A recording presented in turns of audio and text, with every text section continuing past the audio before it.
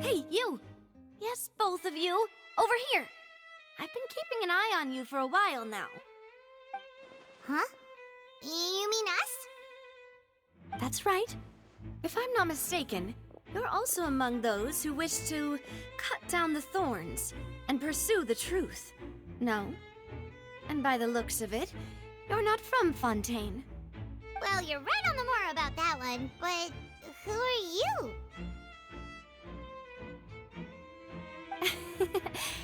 Have you never heard of the Spina di Rosula? From mediating disputes and providing protection to solving conundrums, you name it, Spina di Rosula does it. And I, Navia, have the honor of being its renowned president. Though those who play by our rules call me boss. I'm Silver, her attendant. Pleased to meet you. And I'm Melus.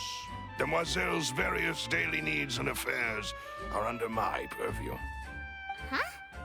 Boss? Demoiselle? What gives with the names? Well, I am the second generation president. Melus and the others are still used to my previous title. My apologies, Demoiselle. Should you prefer, boss, I will endeavor to use that instead. No need. You don't have to call me boss. Just Navia is fine. Okay, if you say so. Not that we're members of Spina di Rosula anyway. All merely trifling details. Never mind. Now, back to the situation at hand.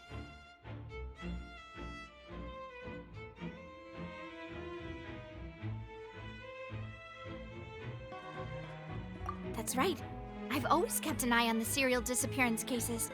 My interest stems from a matter back from my father's time. Judging from the look of things, I find Linny an unlikely mastermind. Really?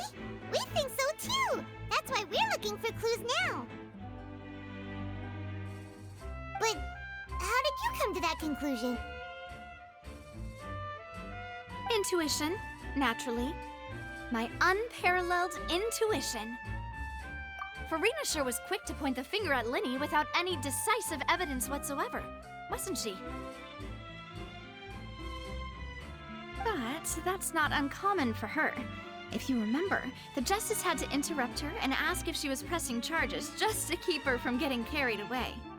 Anyway, a trial begins the moment someone levels charges. And, of course, there was no way Farina was going to back down in that situation. Sounds more like you just don't trust the Hydro Archon. Well, what's your opinion? I must admit that she can be interesting at times, but liking her doesn't mean that I'll blindly agree with her.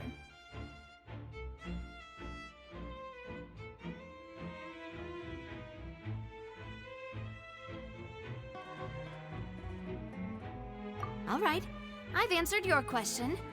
Now, it's time you answer mine. Wait a minute, did that answer count? Well, I say it does. But don't worry, you won't hear any pointless questions from me. In your opinion, do you think it's right to treat a trial like it's an opera?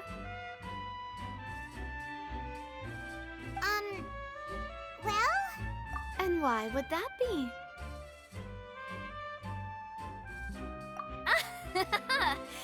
See, Silver and Melus? I told you they'd be different. Most astute of you, Demoiselle. I, too, think that the Traveler's response was most excellent.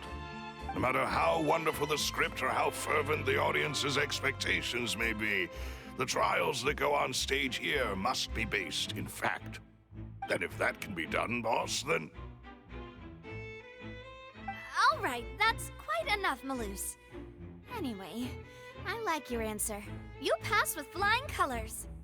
Now, I need to make some preparations, following which our joint investigation shall commence. You two shall be my assistants. Wait! Since when did we become assistants? Oh, well, I can be the assistant, sure. Or your companion, if you like. I'm really not that fussy. That's more like it.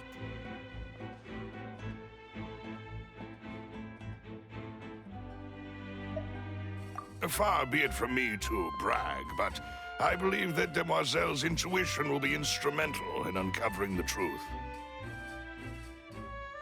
You wish to save a friend from false accusations, and we wish to unravel the disappearances. In this sense, our goals are aligned. You have a point. Huh. You're quite the talker, aren't you, mister? And what about you over there? What do you think? You seem like you've got something on your mind.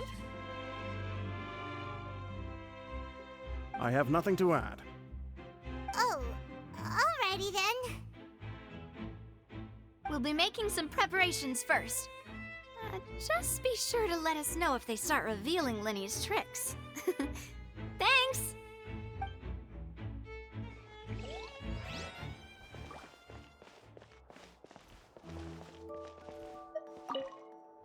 Speaking of that, I think magic shows would be very popular. I can see that.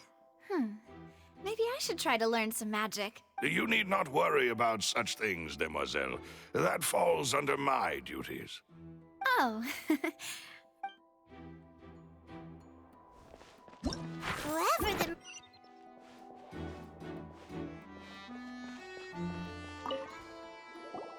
Sorry, but no one can freely enter or exit the Opera House at the moment. If you wish to leave, you must register your identity with us first. No, we're not leaving. We're representing Linny and Lynette as attorneys, so we're investigating the case. Were you always guarding this entrance? Yes, after the Chief Justice gave the order, everyone coming in or out must undergo a strict inspection. So, the missing girl couldn't have left from here, at least not from that point on. I doubt there was much opportunity then either. How can you be so sure, Well, because I was in charge of security near the entrance at that time. I couldn't see Linny's performance from here, which was quite a shame. Just my luck. But still, I did not abandon my post, and I stayed put no matter how loud the applause was.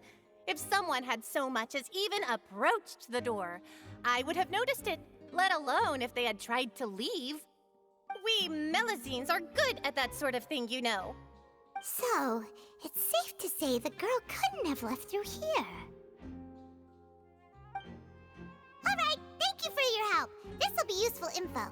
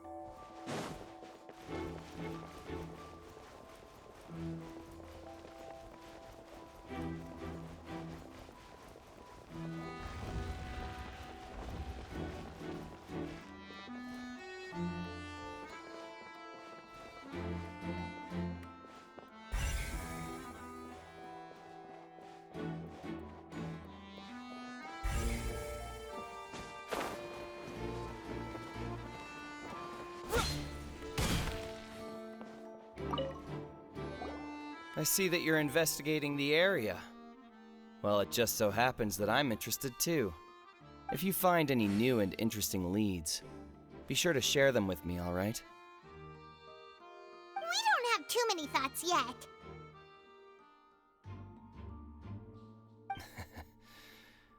Then why don't I tell you my hypothesis first?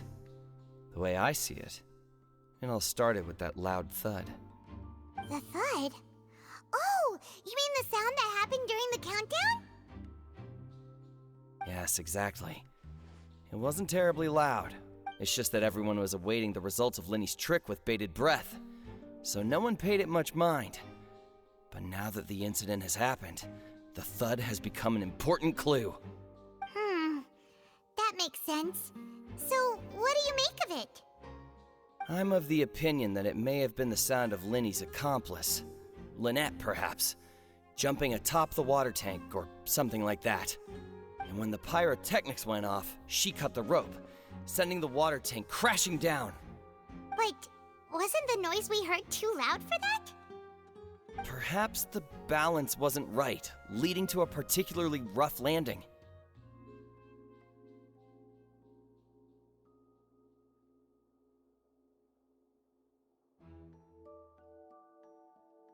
Oh, that's true. That does remind Paimon, though. What was with that sound?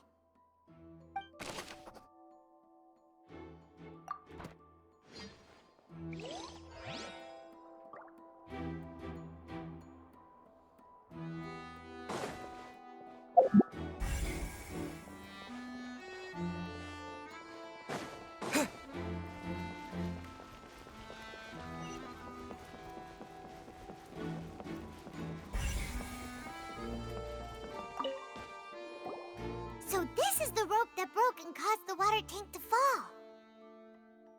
The rope looks pretty durable. How can it be burned through so quickly by fireworks? Why are you suddenly so serious, Traveler?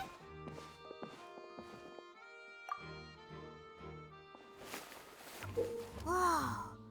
Look, most of it was burned away, but there's still a little bit of it left.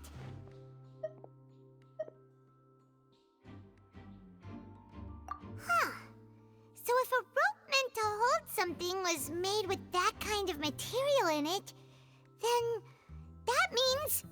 Wait, Paimon should write all this down. Let's take notes.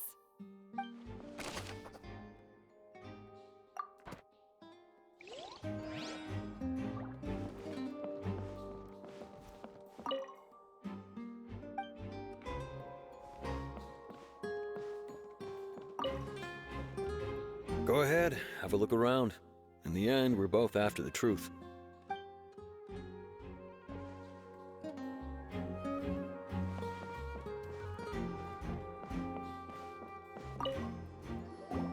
Hello there.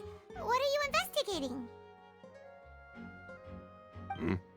Oh, this location has also been cordoned off because the Magic Troop members are currently considered prime suspects. The investigation team is still collecting evidence. The seats were all booked in advance, so we were able to deduce the missing woman's identity by checking the guest list. Sure, it's not like this is confidential information. We will publish it later anyway when we petition the public to help us find the missing person. Her name is Halsey. She's a painter from Fontaine who's made a bit of a name for herself. Apparently, she wasn't a regular at the Opera House, but she'd been feeling some pressure with her work lately, which made her decide to come see the magic show. The Magic Troop members all claim not to know her, and we have looked into her social connections. It seems that she has no personal grievances or conflicts of interest with the suspects. Simply put, she wasn't related to the Magic Troop at all, which matches the features of the previous serial disappearances. Were the victims of previous cases also chosen at random? That's how it seems to us, in any case. Apart from the fact that they were all young women of around the same age range, there really weren't any other connections between them. Okay then. No need to be so formal. If you do happen to see the missing girl, please be sure to contact us. It is of utmost importance that we get to the bottom of these disappearances.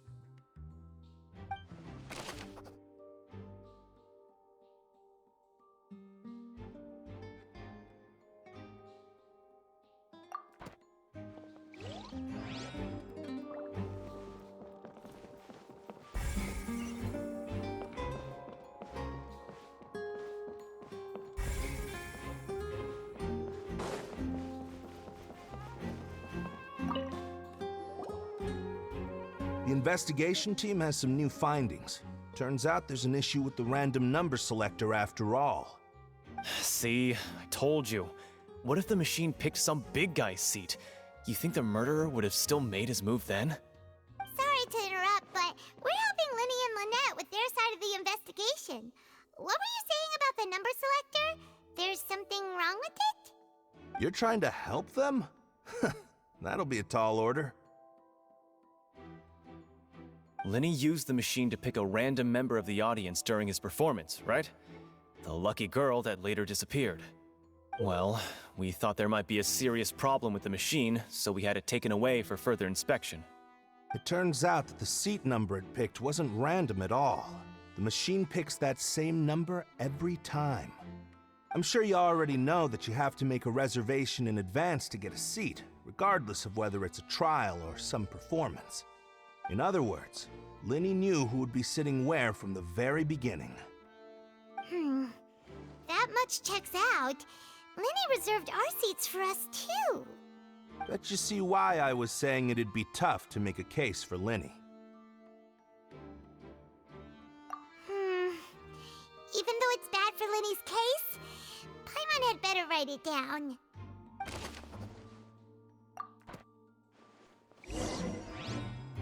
We've checked everything of note here at the performance venue. Paimon wonders how Linny's discussion with the guards is going. Let's go see, shall we? Ooh, things are getting interesting, huh? We're about to see how magic is... Understood. Then I will be going with you. Just so you're aware, I will be monitoring your actions and making notes as necessary. Very good. Thanks for being so agreeable. I'd pull a rose out of my hat as a gift for you if I could. You may spare the pleasantries. I'm just doing my job. You've arrived. Who's this? Me? I'm Spina di Rosula's guardian angel.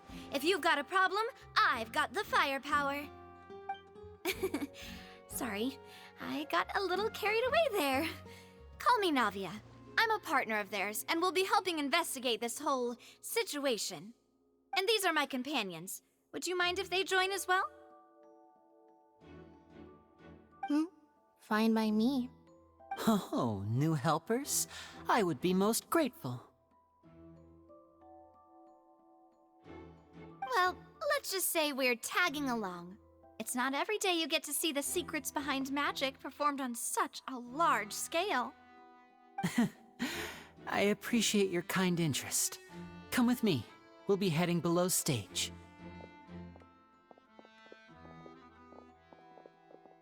Huh?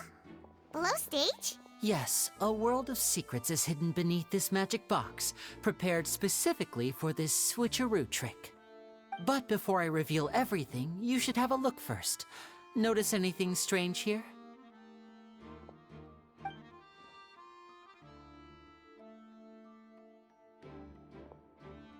I'm not trying to be dramatic. Remembering the details of a trick will help you understand the methods used to perform it more easily. Huh. Weren't there balloons and other decorations here? Where did all that go? Ah, good eye. That said, you're still far from discovering the answer. The back? You mean the inside of the door? What's different about it? Paimon didn't notice anything. Very good indeed. I thought you might not be able to catch that, given that you were sitting in the first row. The back of this door was patterned. Those patterns are now gone, replaced by a smooth wooden board. So, if you put 2 and 2 together, what do you get? Exactly. All right, let's go. I'll tell you how it works as we head down.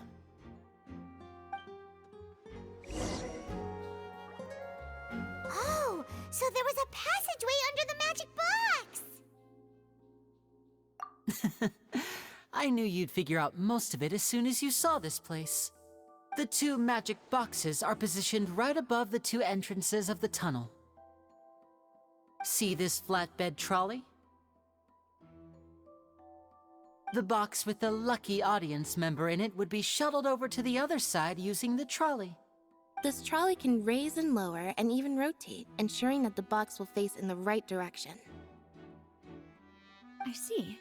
So that's the purpose of the box inside another box. Precisely. The inner box would descend after the audience member was put inside and be moved along the trolley, all while the outer box would remain on stage as if nothing had ever changed. So that's how you did it! Once the box was lowered, the trolley would store some energy through this device here, with which it would complete the rest of the steps.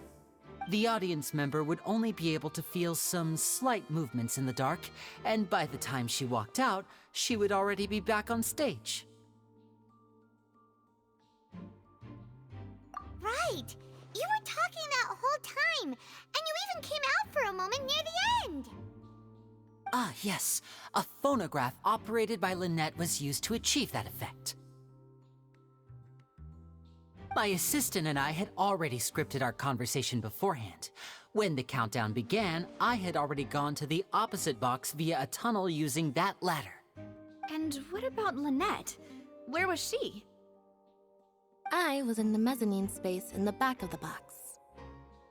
Oh, interesting! That's how we were able to coordinate Linny's lines with the assistant. And, by the way, I was the one who walked out of the box at the end. I mean, we are twins. All it takes is a change of clothes and no one can tell who's who. And that's my favorite part of this trick. Only Lynette and I can perform it. So that's how it all worked! Wow! Every detail you revealed was more amazing than the last! Lynette would briefly walk out of the box and then go back in, jumping into the tunnel and escaping before the box on the trolley could finish ascending. And then I walk out of the other box in the audience area, and the trick would be complete. The operative word here being would. But as you saw, Cal was in the box, not our audience member. She, on the other hand, mysteriously vanished. We really don't know how that happened. If not for that interlude, this would have been an astonishing trick. I probably never would have figured out how you pulled it off. And yet, to think that someone was able to use this magic trick to commit a crime. Could we have a look around? I think we can come up with some more leads. This is the scene of the crime, so Linny and Lynette are not permitted to stay here. I'll escort them back up. Yes, of course. No need to be so strict now. I won't disappear into thin air, you know. Thanks, everyone. We're counting on you.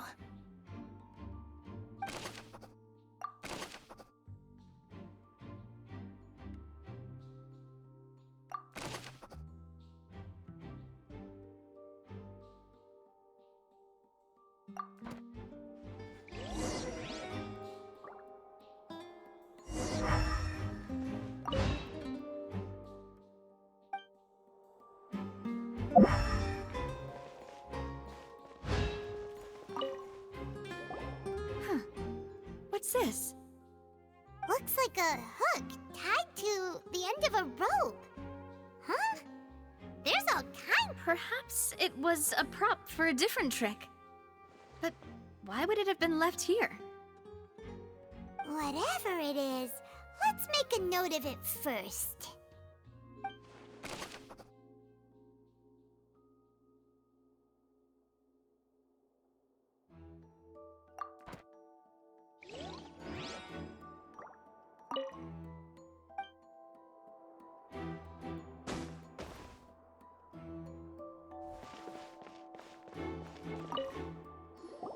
The floor is wet. Please be careful not to slip. Speaking of which, why would there be water here? Oh, Paimon knows! It's one of those tricks where you pour water and here's a broken vase. Huh. Did the trolley knock it down while moving?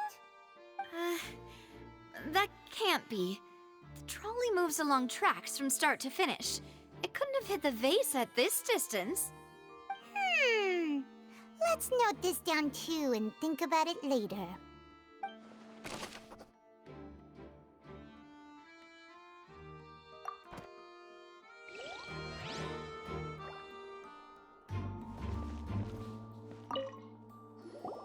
Oh, these are the clothes that the lady chosen from the audience was wearing, right?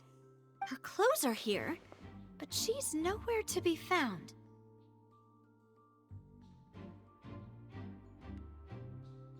right.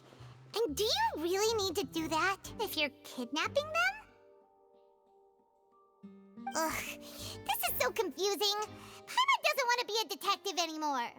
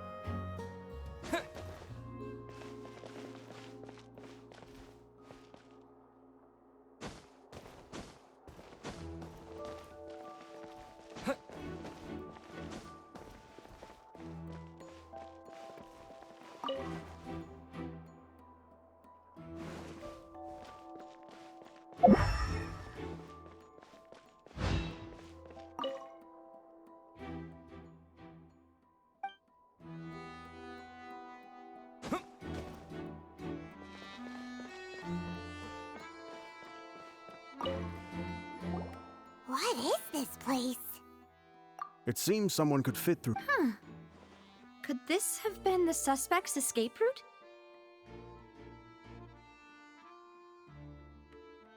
Alone, perhaps. But if they had to put... But there are no other ways in or out of here. Oh, you're right! Let Paimon write that down.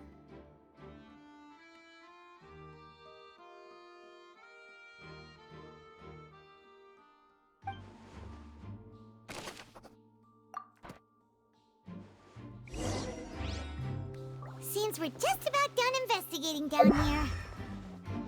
Yes. Let's head back up.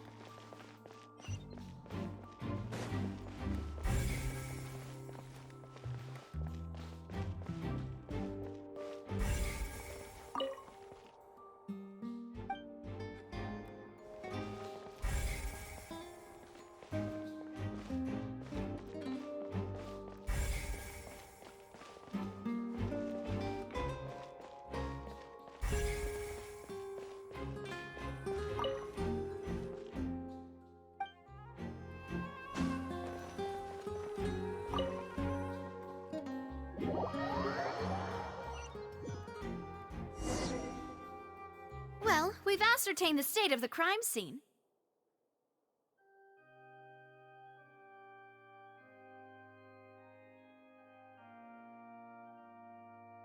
Let's find a place to sort out our findings once Malus returns.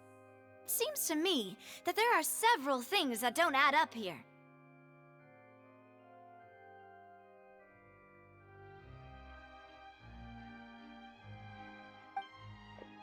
Apologies for the wait, demoiselle.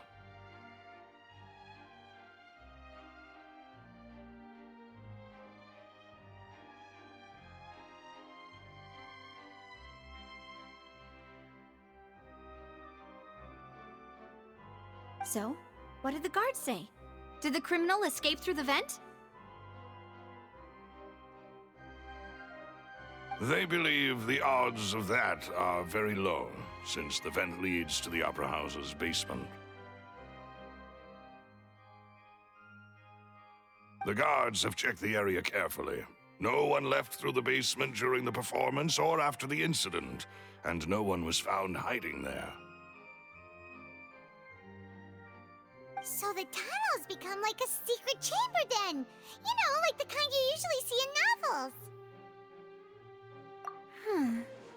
The plot thickens.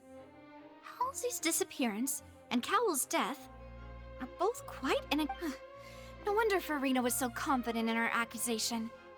In other words, the charges are very likely to be upheld. Charges and then trial. So if the charges are upheld, they'll announce a sentence?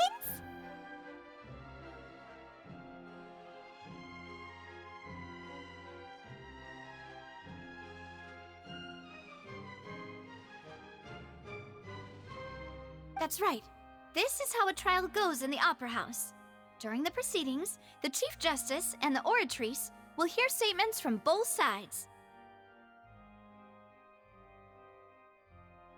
That's right.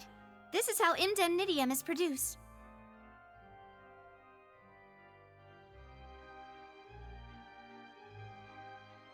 The statements from both sides, the defenses from attorneys, witness testimonies, and even the audience's emotions will all be projected on the oratrice.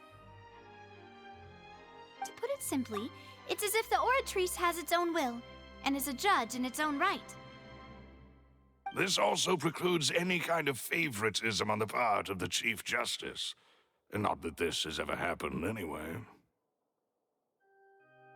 Once both sides have finished speaking, the Chief Justice will make his final decision. This, too, will be used by the oratrice as a reference. Then, finally, the oratrice will be consulted by officials. The result it returns is the will of justice itself. Huh? So that machine is the one that actually decides? Paimon thought Neverlet called the shots. In practice, there is very little difference. Both have always come to the same judgment, which is why people have great faith in the Chief Justice. Ah, yes, the guards also asked me to convey that none of us will be allowed to leave this place before the trial. Huh? Why? Because we've chosen to act as the twins' proxies. That makes us persons related to the case. They're concerned that we might be colluding with outside parties, or that we might find outside help to disrupt the case. And even if that were not so, it could prove problematic if we happen to spread key information about the case ahead of time. I'm ready to break out at any time. Whoa, whoa! There's no need for that! Paimon thinks they have a point. That said, are they providing food? Of course. I just hope you don't mind the lack of options. I'm afraid that catering to all tastes is not in the cards, nor is any guarantee of balanced nutrition. In that case, let's just sort out our findings together here. Pity. I was hoping to take you to try some. What better way to properly think through our findings than over some tea and sweets? Huh. Breaking out suddenly doesn't seem like such a bad idea after all. Just kidding! Just kidding! Paimon will still do her best, even if there are no snacks. What do you mean, no snacks? Of course we'll have snacks. If we cannot buy some, then we'll simply make some. Huh? Here? But how? Understood, demoiselle. Everyone, please come with me.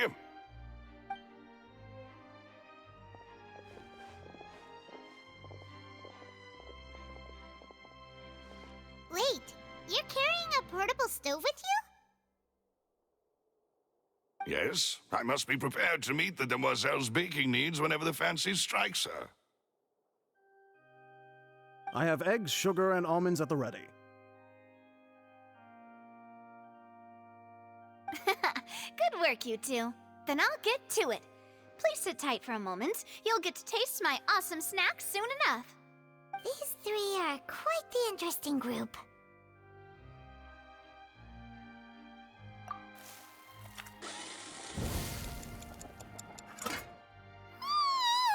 And Paimon thought it smelled good while it was still in the oven! Oh, it's even better now. Paimon can't stop drooling. From the way you had these two guys carrying all that stuff around, Paimon thought you'd have them do more during the baking process. But you ended up doing the entire thing by yourself! Beating the egg whites, grinding almonds, everything! I was applauding. And I was giving encouraging smiles. Paimon was just thinking, aren't you worried about getting your fancy dress dirty beating egg whites and baking like this? Well, I don't think it's carved in stone anywhere that fancy ladies can only read books, sip tea, ride horses, and play the piano. I just really enjoy making snacks. Don't underestimate beating egg whites, by the way. It's a real arm workout. You also need to beat them to just the right consistency, or your macarons will crack. Anyway, give these a try, fresh out of the oven. There's 3 for each of us. Only 3? Well, eating too many sweet treats might send all that sugar to your head. You wouldn't be able to think clearly about the case on a sugar rush, would you? Tea is ready to be served as well. This is Demoiselle's favorite, strong black tea. No need for concern. I'm merely doing as I should.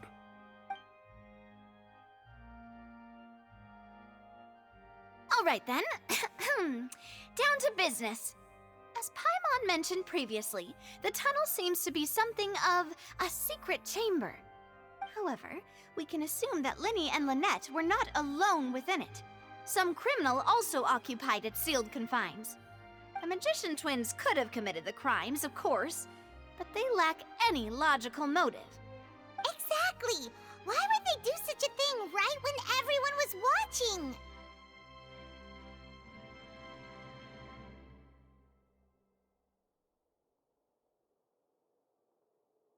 The flower vase and the thud we heard during the performance could indicate some altercation between Halsey and the criminal in the tunnel, resulting in the shattering of the vase, the discarding of her clothes, and her abduction. Perhaps the criminal thought that since she was chosen from the crowd, she would be too easy to identify if she was still wearing the same clothes. Paimon thinks that makes sense, but the real trouble is...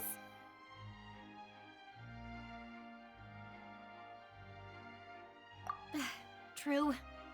None of the clues we found thus far support the existence of this third person. But the only people left to consider are both technically victims, whether it's the missing girl... Huh. Could Halsey have secretly made modifications to the magic props in order to murder Cowell before making her escape? That's right. And even if she had tampered with the setup, she would need to understand the entire trick to pull it off. Nor does she have any motive. The guard said that she has never had any dealings with the magic troop's members. Were we not thorough enough in our search? From the sound of things, this is turning into an impossible case. Your macarons are amazing, though, Navia. They smell great! They're nice and crisp and super sweet! They are my specialty, after all. And I see you've already had 5 of them. What? 5? Oh. Please don't worry about it. At my age, a few less sweets might actually be a good thing. No! Being greedy is one thing, but Paimon knows how to count. Besides, Paimon knows that if she ate too many, then others wouldn't have enough. Wait, even you don't believe Paimon? If Paimon ate those 2 extra macarons, then may they turn into stone in her stomach! All right, we get it. Well, I suppose one of us might have gotten too engrossed in our chat and eaten them by mistake. No big deal. Malus, set up the stove again, if you would. Huh? What are you doing? Making sure everyone gets 3 macarons, of course. Exactly. We don't want to trouble you. As you wish, demoiselle. And I have the egg, sugar, and almonds. Well, this really is your hobby, huh?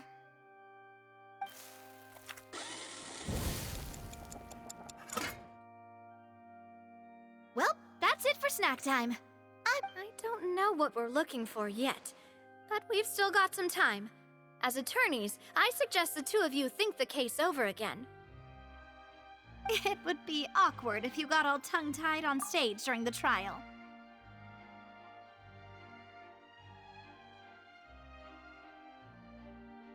All right, thanks for your help and for the snacks. It was nothing. A small task for the Spina di Rosula. Silver, Malus, it's time to go. I'll be back if I find anything new.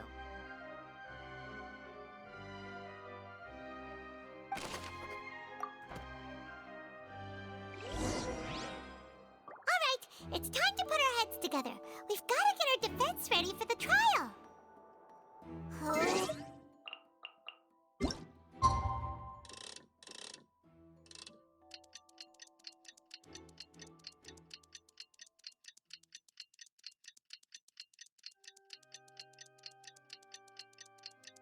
What do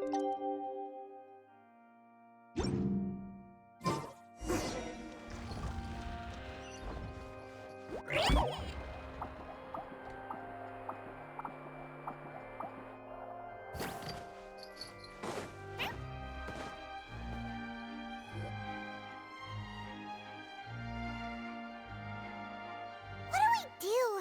The whole situation is so confusing. Good plan. Impossible things don't just happen. We'll get to the truth one way or another.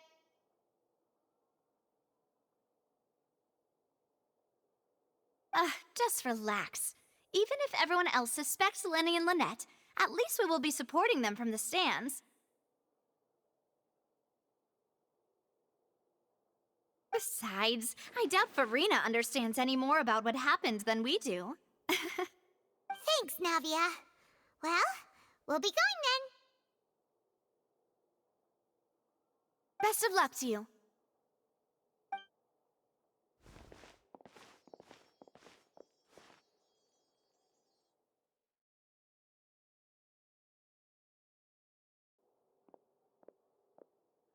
Ah, finally, you're back. Well, how did your investigation go? To be honest, you might be disappointed.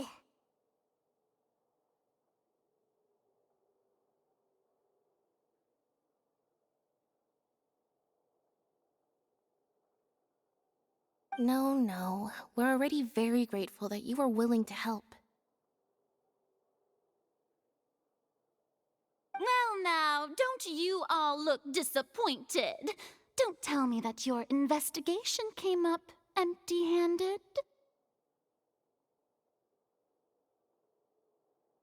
That was to be expected, of course. The guilty can never produce proof of their innocence. But don't let that stop you. I shall be terribly disappointed should you, Since both parties are present, I declare that the trial regarding the magic show incident is now in session. Firstly, in order for the audience to understand the causes and results of the incident, could we please have Mr. Linney explain the trick? Yes, of course. I will explain while Lynette demonstrates on stage. All the necessary items have been prepared.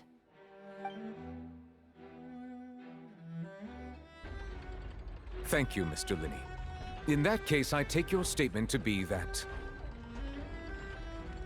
you ran to and remained hidden within the magic box in the audience stands once the trick began, and thus could not have committed the crime. Is this correct? Yes, that's correct, Your Honor. In that case, I call upon the prosecution. Lady Farina, do you wish to refute his statement in any way? Why, of course I do. Allow me to take the first shot and break this case wide open. Mr. Linney is clearly lying. There is no way you could have been in the box the whole time if you were to abduct Halsey and murder Cowell. In fact, I'd say you were hardly in that tunnel at all. That is simply your hypothesis based on the presumption that I'm guilty. Oh, is that so? And if I may ask, what did you hear while you were inside your box? The roaring countdown of the crowd, of course. That's how I kept track of the time and built anticipation for the finale. And you didn't hear anything else at all? Nothing that might leave an impression of any kind? No, nothing. I see. But when the count reached 30 seconds or so, there was a thud. One so loud that I believe practically everyone heard it. Huh? Hey, hang on. Something's not right here.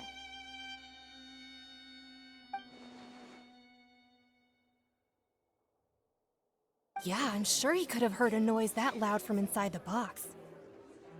I was right by the box and I definitely heard the thud.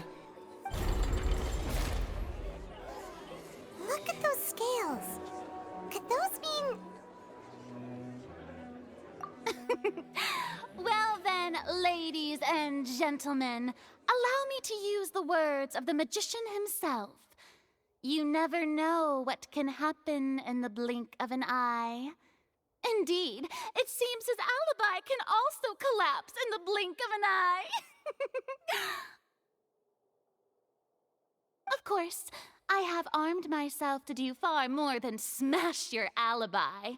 Confidence cannot go unfounded, and my foundations are rock solid.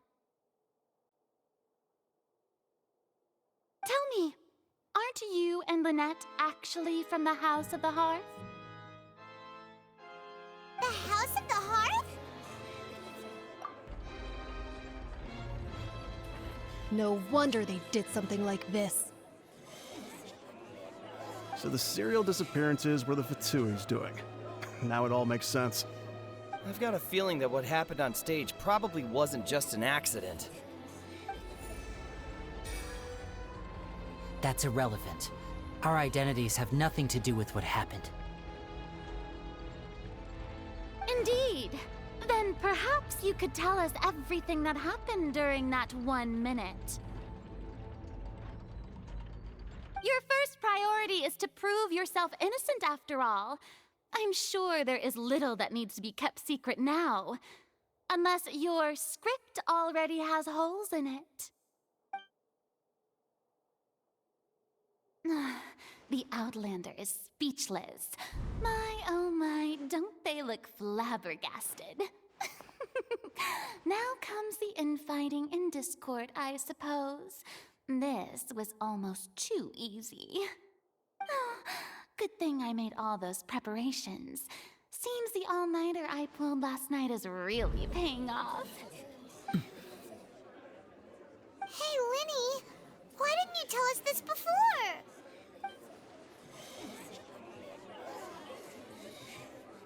Order! Order! Mr. Linney, allow me to re-establish the facts. Lady Farina has raised 2 points.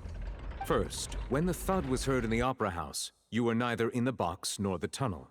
Second, you and Ms. Lynette are both members of the House of the Hearth.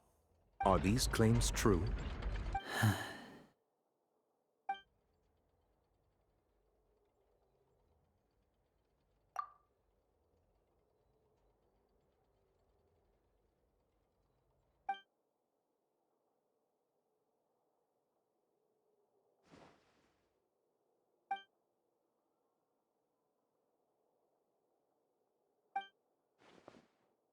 Please answer my question, Mr. Linney. I'm sorry. Yes, they're true, Your Honor.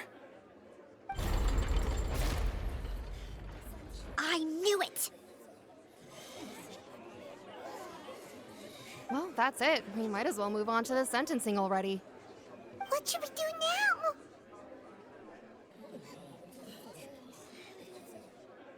Granted.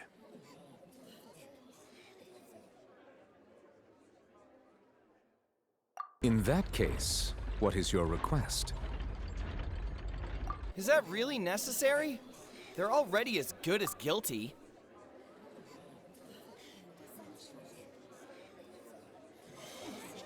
The defendant deceived their own attorneys. What is there left to discuss? Order! Order, I say! Your request is reasonable, and we shall adjourn. This trial will reconvene in 1 hour. So you would stick to Mr. Linney's defense even after knowing what you do now? You certainly have more professionalism than I thought.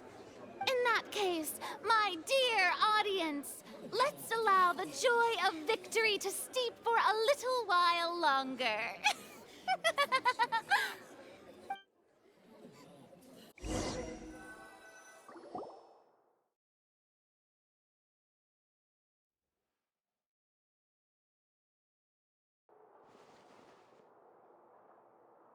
Well, this is awkward.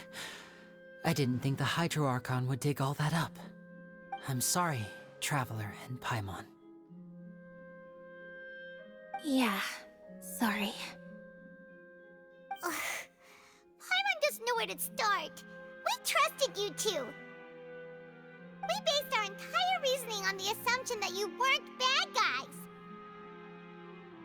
Not to set the wrong tone or anything, but Paimon's really mad! I'm very sorry. I know you're angry, and reasonably so, but please, let me explain. I know you've clashed with the Fatui several times before. I wouldn't be surprised if just hearing the word is enough to make you upset.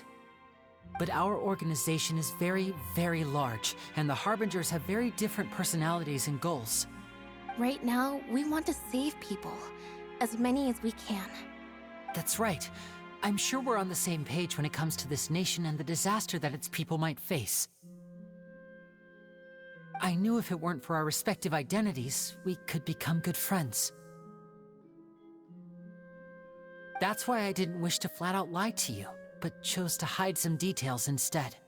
The truth is very important, but being completely transparent about everything would see us spending more effort than we need to. Right. So, you be the judge. Heck, if I were you, I fear that I'd even struggle to trust me at this point. You met a Fatus who works as a magician, a trickster by trade.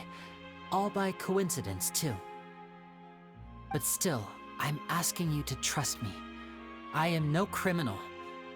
At least, not in this case. Sorry. Please forgive us. Well, you both say that, but...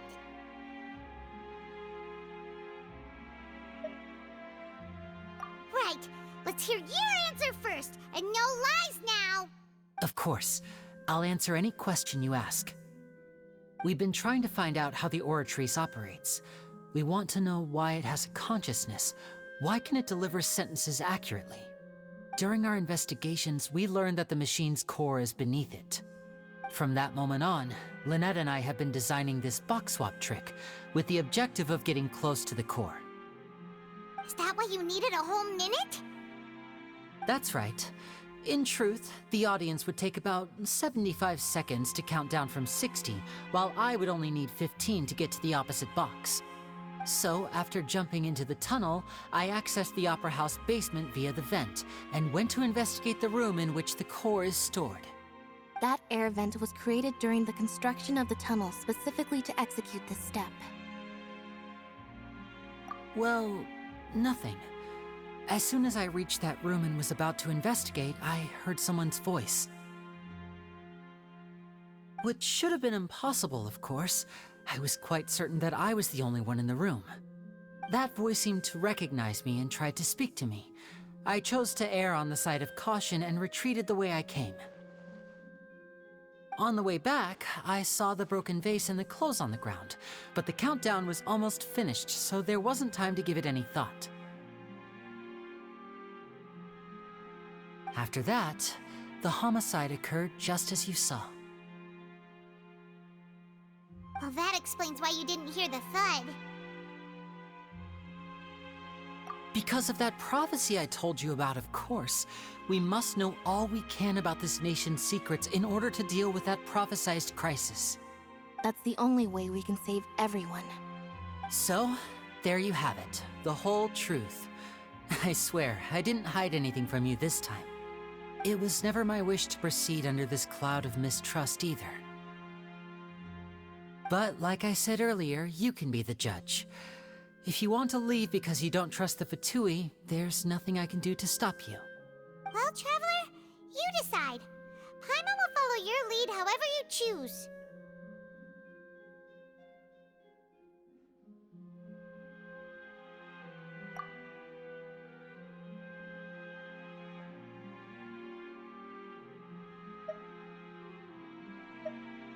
Okay, thank you.